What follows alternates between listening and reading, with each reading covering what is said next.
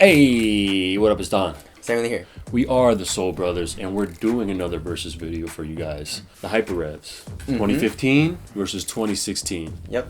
Did they improve on the shoe? Is it better? Is it worth your money? We're about to let you know. Yep. Let's hop right in on that traction. Okay. So the traction on the 2015s was a aggressive herringbone pattern.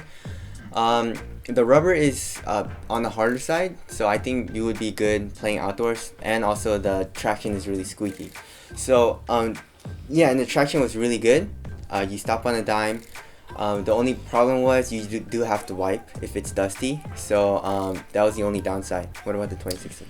The 2016 had like a diamond kind of wavy pattern, and we had two different colorways. I had the black colorway, you had the red colorway. And sometimes when you have different colored outsoles, they act differently if they're translucent or a different color. But both of ours were really, really good. Traction was solid. The black was actually not squeaky at all. Yeah. And in the red was like insanely squeaky, which is crazy. Yeah. But so the I think the 2016 would have to win. Yeah, because the 2016 you don't have to wipe it all, right? Even if there was dust, we tested both shoes, and then at the same time. At the same damn time. Yeah. So yeah, you don't have to wipe it all on the 2016. 2015 you do have to wipe. If you're playing on a clean court, they're both really, really nice. But if you're playing on a dusty court, I would lean towards the 2016. Right. So yeah, the 2016 takes the win.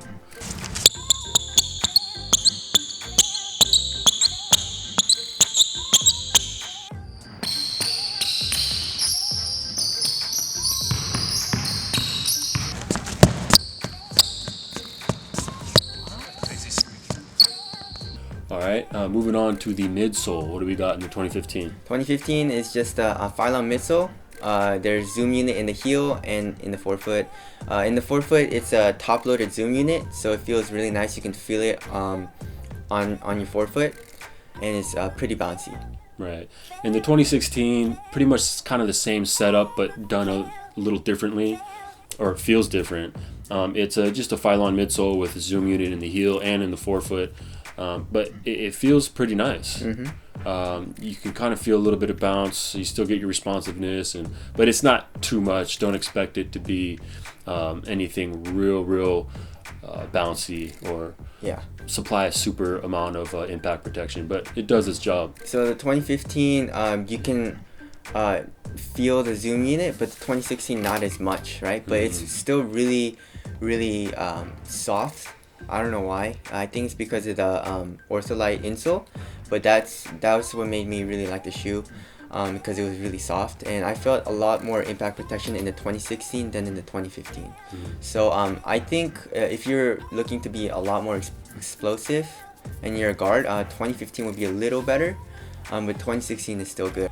But for me, I like the 2015 a little bit more. What about you? I would go with the 2015 a little more. Yeah, so they didn't improve in that section much, but moving on, we're gonna go on to the upper. Okay. Let's start off with the 2015. Okay, the 2015 has a neoprene one booty upper. It's a low top, and overlaying the neoprene upper in the toe area of the shoe is a screen mesh, right? So, and then there's fly wire also. It feels really nice. The screen mesh is added so that there's more support in the toe area, because neoprene is not a very supportive upper. So yeah, that's for when you do cuts and stuff. And that feels really nice on the foot. Screen mesh and neoprene, that's a really good setup. I really love screen mesh and how it feels. It's really soft and it's really light. And it's not stiff at all. You really don't have to break it in. So yeah. I really like the material. Yeah, it's kind of the same similar setup, but implemented in a different way. So it's just a, one piece booty construction. There's neoprene, and then they wrapped it with a really kind of cumbersome midfoot strap. Right, it's real hard material. Type of kind of like a mesh fuse material, right? Yeah. And that'll help encase you a little bit.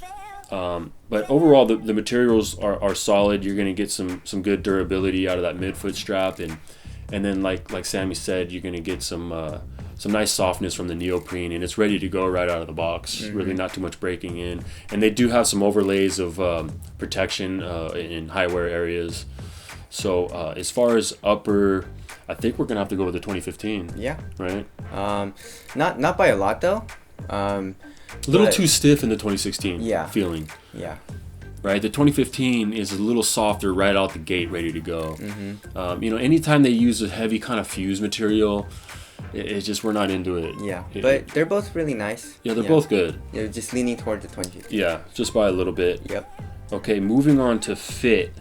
So the fit in the 2015 was amazing. It's not that hard. It's not as hard to put on as the 2016. The 2015 is it's pretty hard to put on. But the 2016 is a nightmare to put on. It's really hard to put on. And but the fit, once you put the shoe on in the 2015, is really nice. You can really feel the neoprene stretch out and conform to your foot. So it feels like one... It's basically a sock-like fit. Yeah. And really like one-to-one fit. Yeah. It just feels like it's right on your foot. Exactly. And 2016 is the same thing. The fit is really nice in that too. Right. Nope. No, I mean, like, the fit was nice. It's just the lockdown that was bad, you know? No, the fit is actually pretty good. Yeah. And, I forgot to mention in talking about the upper, it is a mid. Yeah. Right? So, but it kind of feels like a low, and it's got the neoprene sock kind of comes up to make it a mid, but it's really not a mid. So fit-wise, it was pretty good. But moving on from there, they go hand in hand. We're going to go to lockdown. The midfoot lockdown in the 2016 was pretty good. But we had a big problem in the heel, and we got a ton of slippage in the heel. Yeah. No heel containment, almost zero heel containment. It was like we were wearing a slipper. Yeah, and you could literally crank down the laces and slip the shoe off, which is actually kind of scary, Yeah. So I wasn't too into that for sure. Some people agree with us. They told us that they did have that problem. Some people said they didn't have that problem. So I'm not sure if it's just us. It's kind of weird, and the fit wasn't the problem. Our foot did go right to the edge of the shoe. Yeah. Our toes. Lengthwise, it was really, I've never had a shoe like this before. Yeah, it's weird. Lengthwise, it was perfect, but somehow there was space in the heel and zero lockdown in the heel. Yeah, it's weird. Really weird. If it works for you, I'm happy for you in the 2016 because I really like the 2016. Everything else is really nice besides the heel slippage, which didn't, which makes it unplayable for us, Right. So if you don't have heel slippage, that's good for you. We just experienced heel slippage, so. I'm gonna say a disclaimer: if you want the shoe, try it on first before you buy it. Yeah, for exactly. sure. We're not saying don't buy the shoe because of that, because everybody's foot is different. But for sure, try it on. Yep. If you can. And then support, they're both really nice. The 2015 is a low, so there's no ankle support. 2016, it is a mid, but it's not really a mid. Really don't get heel lockdown because the neoprene cloth-like material does not go all the way around your ankle. Yeah, it doesn't really. You can't really feel it on your ankle. Yeah. It's not like a sock or something. Yeah, on the ankle part. So it's not. The ankle support for that was not good. So support is gonna be a tie. Okay, durability. Now we want to start off with the 2015. Okay, so 2015. It's not gonna be very durable. The neoprene is not a very durable material. Screen mesh is not very durable. It adds a little bit of durability to the neoprene, but not too much. The laces go only over the flywire. There's no like loophole. There is. Eyelet. Okay. There's no eyelet. So you can put it through the eyelet where the flywire comes in, I think. But if the flywire breaks, you're kind of screwed. Yeah. So Yeah, the durability is one area I think they did improve in the 2016, but that comes with a cost. They used some heavier materials to reinforce it, which adds a ton of durability. Okay, and the outsole is also pretty durable. I would say you could probably play outdoors in them. Not the best outdoor shoe, but it'll hold its own. And then for the loopholes, it's like the seatbelt, like the Jordan Eyelets. 20. For the eyelets on the 2016, it has the seatbelt kind of design. It's not sewn in, so it's a little bit better, and that'll be more durable than a flywire. Right. So. Okay, real quick, let's touch on ventilation. Short and sweet. Which one do you think is better ventilation? 2015 by a little bit. Yeah, by a little bit. But they're not that bad. Yeah, a little more. 2015 is a little more breezy, a little more mesh going on that. Yeah. Pretty much the same neoprene upper, but or the same amount of neoprene. Okay, aesthetics. What do you think? 2015, no questions. 2015, no question, is my final answer. All right. Yeah. And so, final thoughts. It's kind of a big win for the 2015. Yeah.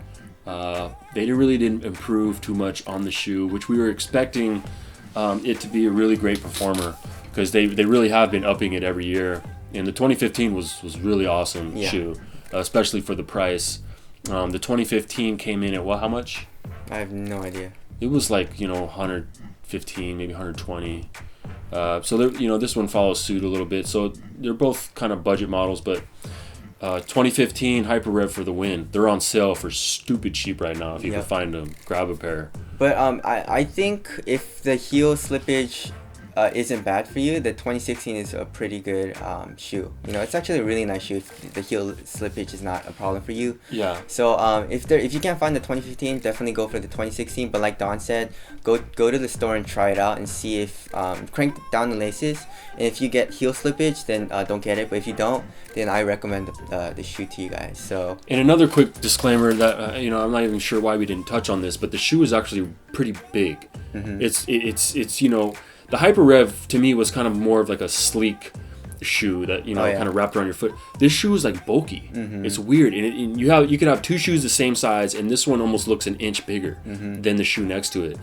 And it's kind of just a kind of a big shoe just in general. Just so you know, which maybe some people it's not a bad thing. Yeah. But that's just something to consider. Yeah. So there it is. That's our versus video of the Nike Hyperrev 2015 versus 2016. We'll be back with a ton of versus videos and performance reviews, all that. Performance basketball news. My name is Don. Samuel here. We are the Soul Brothers. Make sure to follow us on Instagram and Twitter, and check us out on our website, thesoulbros.com. We got a ton of content coming, so stay tuned. Peace. Peace. Or later.